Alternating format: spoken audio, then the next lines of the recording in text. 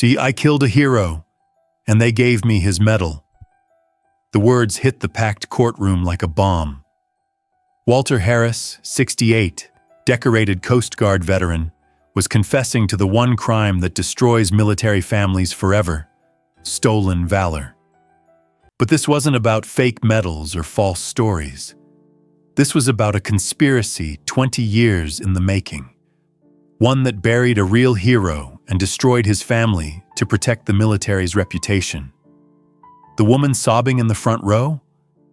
That's Clara Mercer.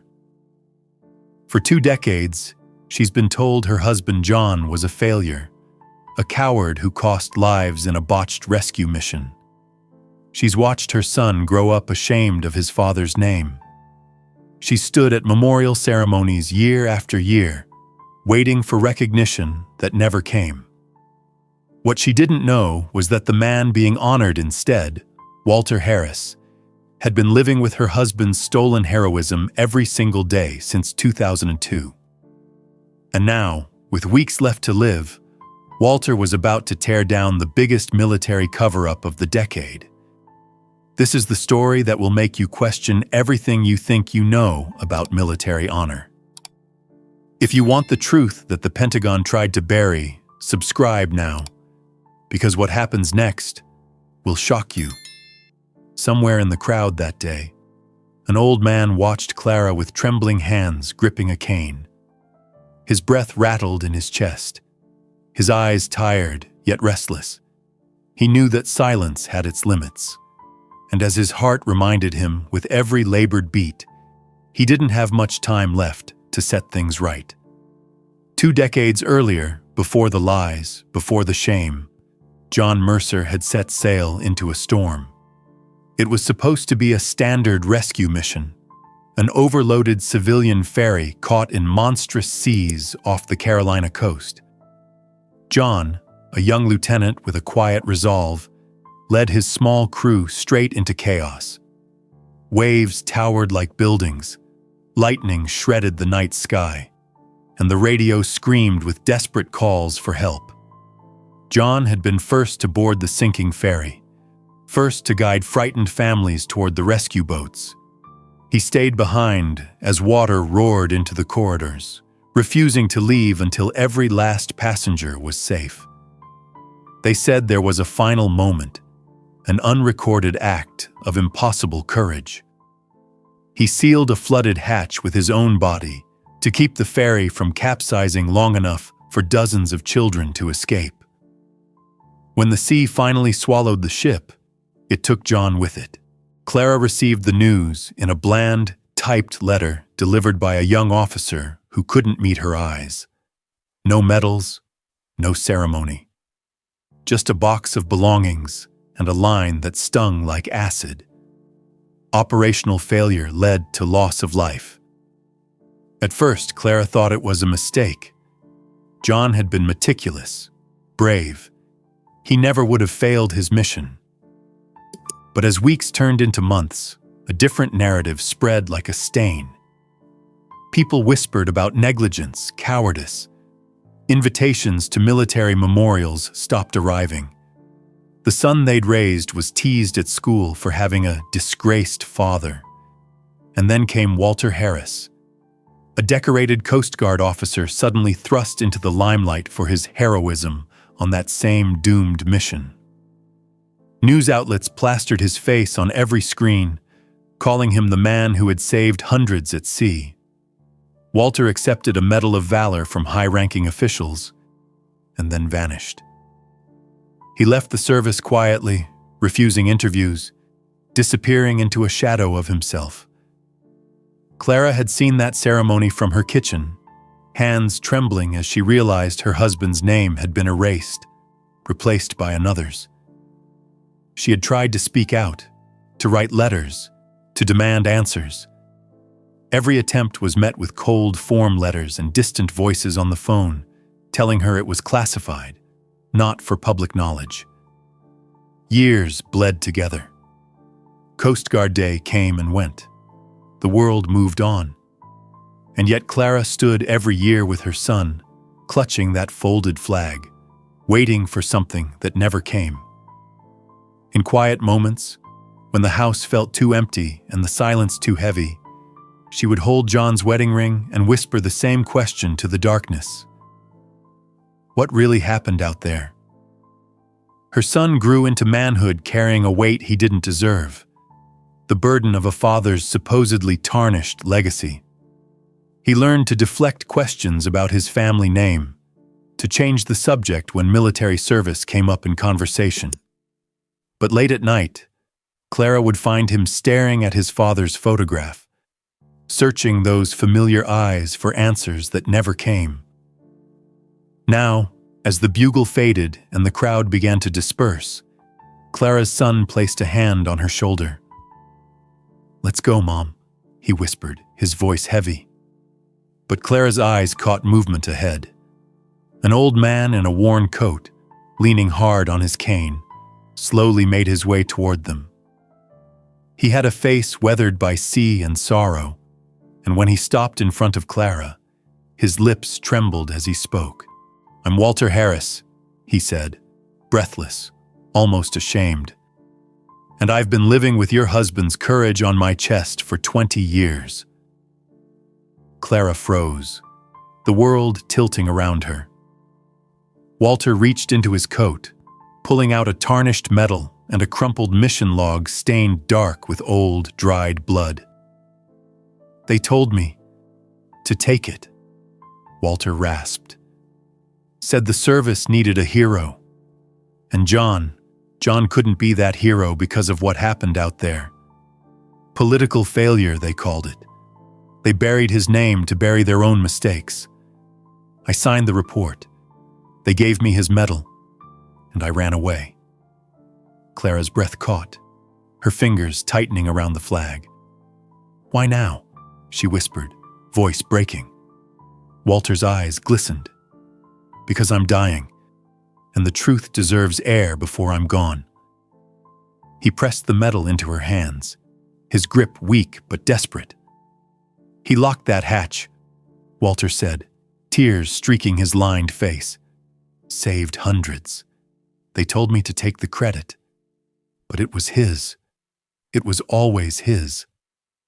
Clara's hands shook as she held the cold, weighty medal, a symbol that for 2 decades had both haunted and eluded her family. The crowd had all but vanished, the field now dotted with discarded programs and a few stray poppies left behind. Walter's confession seemed to echo in that emptiness, filling the air between them with a heavy, undeniable truth.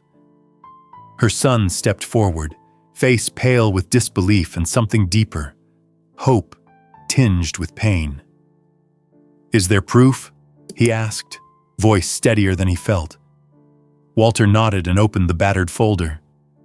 "This log, it's John's handwriting. And this..." He produced a typewritten memorandum, stamped and signed, detailing how the chain of command had ordered the switch for reputation management after the failed operation.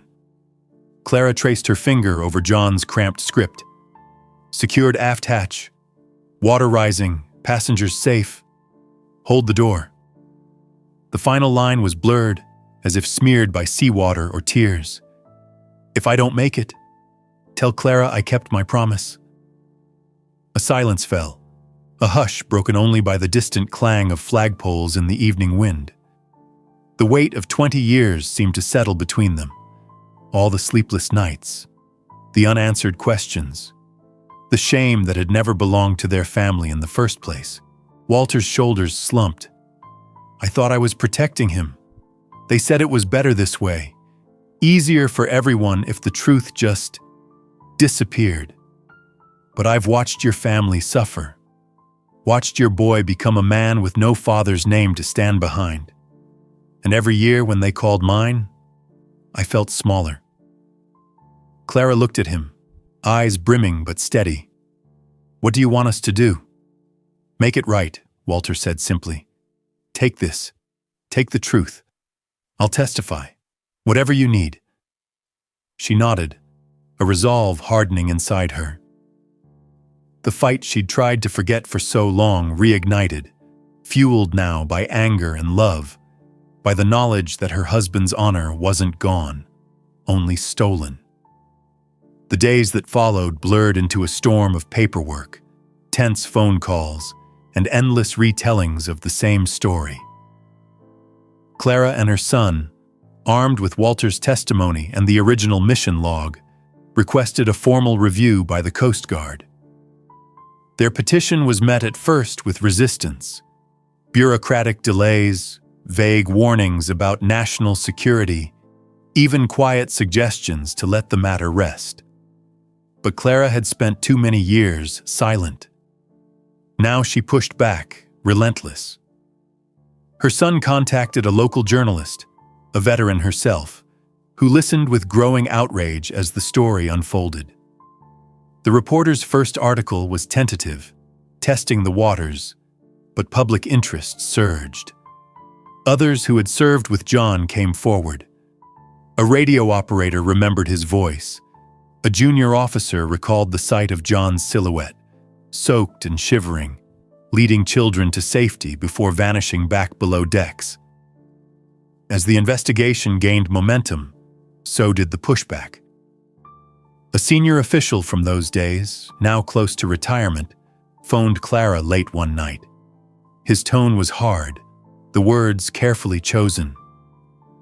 "For the good of the service, Mrs. Mercer, some things are best left as they are."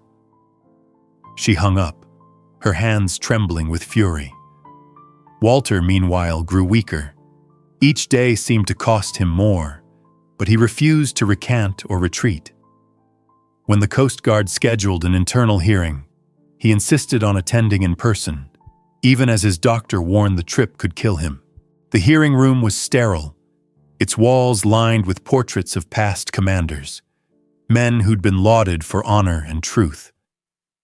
Clara sat with her son on one side. Across from them, a panel of uniformed officials, some indifferent, some uncomfortable. The air felt thick with decades of buried secrets and institutional pride warring against simple justice. When Walter's name was called, he struggled to his feet, refusing the wheelchair offered to him. His voice was fragile, but his words cut like steel. He told everything: the pressure to accept John's medal, the forged reports, the threats. He placed the blood-stained log and the medal before the panel, his hands trembling. "I was 23 years old when they told me the service needed heroes, not questions," Walter said, his voice growing stronger with each word. "That John's sacrifice would mean nothing if the public lost faith in our operations. So I took his name, his honor, his family's right to grieve with pride." One of the panel members leaned forward. "Mr. Harris, you understand the gravity of these accusations?" Walter's eyes found Clara's across the room. Something passed between them, an understanding born of shared guilt and shared hope. "For 20 years, I wore his courage," he whispered, then louder, his voice ringing through the chamber. "Today, I return it." Clara closed her eyes, feeling something crack open inside her chest. Not breaking, but healing. 20 years of doubt, of whispered shame, of carrying a weight that was never hers to bear, seemed to lift in that moment.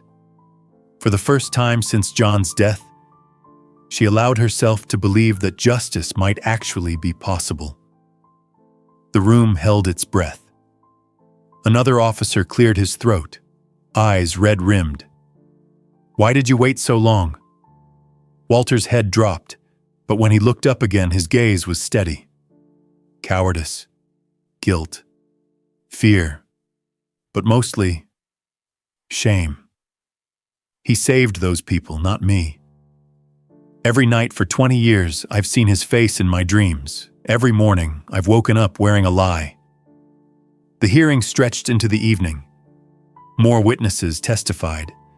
Crew members who'd been silenced. Families of survivors who remembered John's face.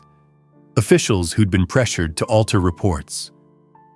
With each testimony, the weight of institutional failure grew heavier in the room.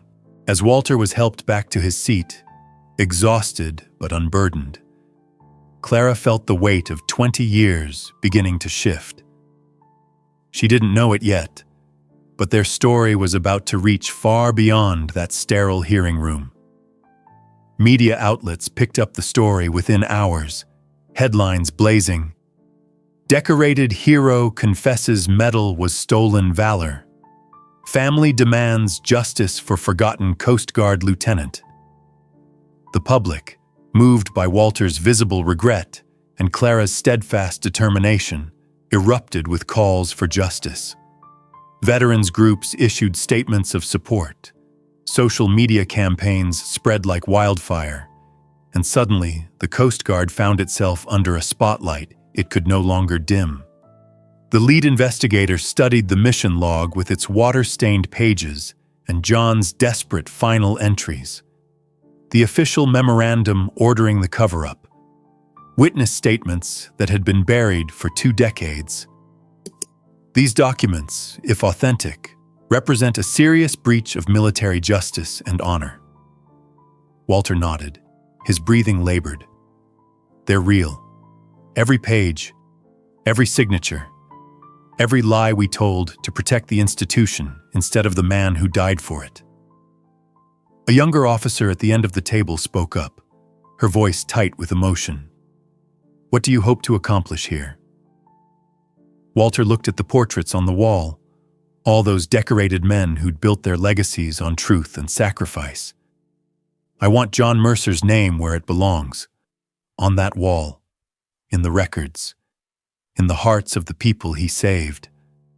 I want his son to know his father was a hero, not a failure. As Walter was helped back to his seat, exhausted but unburdened, Clara felt something she hadn't experienced in 20 years. Hope mixed with vindication. Her son stood behind her, no longer a boy hiding from his father's shadow, but a man ready to reclaim his family's honor. The pressure became unbearable. Phone calls flooded Coast Guard headquarters. Retired officers came forward with their own stories of cover-ups and buried truths. The institution that had spent decades protecting its image now faced a reckoning it could no longer avoid. Clara barely slept during those waiting days. She kept the medal beside her bed, John's mission log under her pillow. She dreamed of him often, his hands steady at the helm, his quiet smile, the way he'd promise, always, that he would come home. In her dreams, she could finally tell him, I never stopped believing in you. When the verdict finally came, it arrived not with fanfare, but in a quiet letter from the Department of the Coast Guard. The board, after careful review, had determined there was overwhelming evidence of Lieutenant John Mercer's heroism in the rescue operation of August 12, 2002. Official recognition would be made at the next Coast Guard Day ceremony. An apology, brief but sincere, was included at the end. We regret the pain this omission has caused your family and our service. Clara stood in her kitchen reading the letter over and over, tears streaming down her cheeks. Her son hugged her, and for the first time since he was a boy, he felt pride in the name Mercer, pride without the ache of shame. For Walter, word arrived at his hospice bed. The old man simply closed his eyes, a soft, relieved smile crossing his weathered features. It's time, he murmured to the nurse beside him. He's coming home at last. The morning of the new ceremony dawned clear and sharp, the kind of autumn day that seemed designed for remembrance. Clara and her son stood together in the front row, a fresh medal and the restored citation clutched in her trembling hands. The field was packed beyond capacity. Young officers in crisp uniforms, aging veterans leaning on canes, families like hers who understood the weight of sacrifice. Walter, thinner than ever and confined to a wheelchair, had insisted on attending despite his doctor's warnings. His eyes, though dimmed by illness, burned bright with anticipation. The master of ceremonies approached the podium, her voice carrying across the hushed crowd. "We gather today not only to honor those who gave all," she began, her words measured and deliberate, "but to right a wrong, one that should never have happened. To acknowledge a truth that was buried, and to finally give voice to a hero whose sacrifice was, for too long, unheard." The silence that followed was profound, broken only by the gentle rustle of flags in the morning breeze. Clara felt her heart hammering against her ribs as 20 years of waiting culminated in this single moment. Then, as if the wind itself paused to listen, the announcer's voice rang out clear and strong. "Lieutenant John Mercer, hero of the seas." For a heartbeat, the entire world seemed suspended in time. Clara's knees nearly buckled as those words, her husband's name spoken with honor instead of buried in shame, washed over her like a healing tide. Then the crowd rose as one massive wave of respect. Officers snapped to attention, their salutes crisp and reverent. Veterans struggled to their feet, some weeping openly, others standing at rigid attention as their own memories of service and sacrifice were stirred by this long overdue recognition. The bugler lifted his horn, and the first notes of taps echoed across the green. Each note seemed to carry 20 years of suppressed grief, finally given voice and purpose. Clara pressed the medal to her heart, feeling the sun's warmth glint off its surface, a physical representation of honor finally restored. Her son's voice broke as he whispered, "He finally came home, Mom." Walter rolled his wheelchair beside them, his frail hand trembling as he raised it in salute. He locked eyes with Clara, his voice barely audible over the bugle's haunting call. "He saved them all, you know," he said, tears streaming down his lined face. "He never doubted for a second what he had to do." Clara nodded, unable to speak past the tightness in her throat. As the last notes of the bugle faded, the crowd remained standing in absolute silence. Not the empty silence of forgetting, but the full silence of remembrance, heavy with gratitude and profound respect. A young Coast Guard officer approached as the formal ceremony concluded, his cap tucked respectfully under his arm. "Mrs. Mercer," he said quietly, "I wanted you to know that your husband's story is being added to our training curriculum. Every recruit will learn about Lieutenant Mercer's sacrifice and what it means to put the mission above all else." Clara smiled through her tears. He would have liked that. He always said the mission came first. The officer nodded, then handed her a folded document with official seals. "Ma'am, we also wanted to present you with this. Orders posthumously promoting your husband to Lieutenant Commander. It's 20 years overdue, but his service record has been fully restored and corrected." Her son took the document with shaking hands, reading aloud, "Lieutenant Commander John Mercer." The words tasted like a prayer finally answered. The ceremony ended, but Clara remained, watching as workers carefully approached the black granite of the memorial wall. With reverent precision, they began engraving John's name beside the others, heroes all, but none more deserving than the man whose courage had been stolen and now returned. Clara touched the freshly carved letters, her fingertips tracing each character. All the years of pain, the crushing weight of doubt and shame, seemed to dissolve in that moment. The wound would never completely heal, such losses never do. But now at least, it could begin to close properly. Walter passed quietly 3 weeks later, slipping away in his sleep with a peaceful expression that his nurses said they'd never seen before. His funeral was small but dignified, attended by Clara, her son, and a handful of Coast Guard officers who had come to respect his final act of courage. Clara placed a single white rose on his casket, understanding that redemption sometimes comes through confession, and courage sometimes means admitting when you've been wrong. By Walter's own request, he was buried with military honors, not for the medal he had worn under false pretenses, but for the truth he had finally told. The medal itself was placed in his coffin, its ribbon wrapped around a copy of John's mission log, their stories forever intertwined in death as they had been in life. That autumn, Clara walked the seawall with her son, the salt air crisp with the promise of winter. They paused at the memorial, watching late sunlight glint off the polished names, and Clara felt something she hadn't experienced in 20 years, a quiet, uncomplicated pride that settled deep in her bones. She pressed her hand to John's name on the cold stone, whispering words she'd carried for 2 decades. "Thank you for keeping your promise. I never stopped believing in you." The world moved on, as worlds always do. New names would be carved into stone, new stories told, new heroes honored and remembered. But every Coast Guard day thereafter, as the bugle called out over the water, crowds would remember the hero whose name had once been lost and now lived on every wind that swept across the sea. The Coast Guard community itself felt the profound echo of change.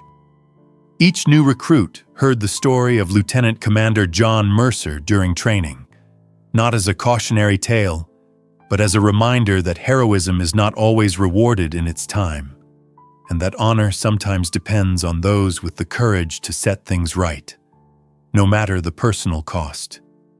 The institution quietly shifted its procedures for investigation and recognition, learning that protecting reputation should never come at the expense of truth. Years flowed by like tides, but the memory of that autumn, the season when silence finally broke, became a cherished family legacy, retold quietly at kitchen tables and memorial benches overlooking the water. The memorial wall itself became something of a pilgrimage site for veterans' families from across the country. They would trace the letters of their own loved ones, often stopping to touch John's name and leave small tokens, dog tags, challenge coins, folded notes thanking him for holding the line when no one else would. Sometimes Clara would find these offerings and smile, knowing that the ripples of one man's courage and one woman's determination had reached further than she'd ever dared hope. As Clara aged, her visits to the memorial became less frequent, but no less meaningful. Her son, now a father himself, would often accompany her, sometimes alone, sometimes with his own children, each visit planting the story deeper into the roots of their family. On quiet evenings, when the house felt too empty and memories too heavy, Clara would walk alone to the memorial wall. She'd stand beneath the flag, watching it ripple in the coastal breeze, her heart both light with peace and heavy with enduring love. She would close her eyes and listen for the distant echo of Walter's voice saying, "He saved them all, you know," and feel John's presence in the salt air, in the rhythm of waves against the shore, in the steady knowledge that some promises are kept even beyond death. The flag snapped smartly in the wind. Somewhere in the distance, rifles fired their eternal salute. And in the gathering dusk, a silent hero's name was spoken, finally and forever, by those who would never let it be forgotten again. Justice had come late, but it had come. And in that justice, Clara found not just closure, but a measure of joy. Knowing her husband's courage lived on, carved in stone and carried in story, a testament to the truth that honor, however long delayed, will always find its way to the light.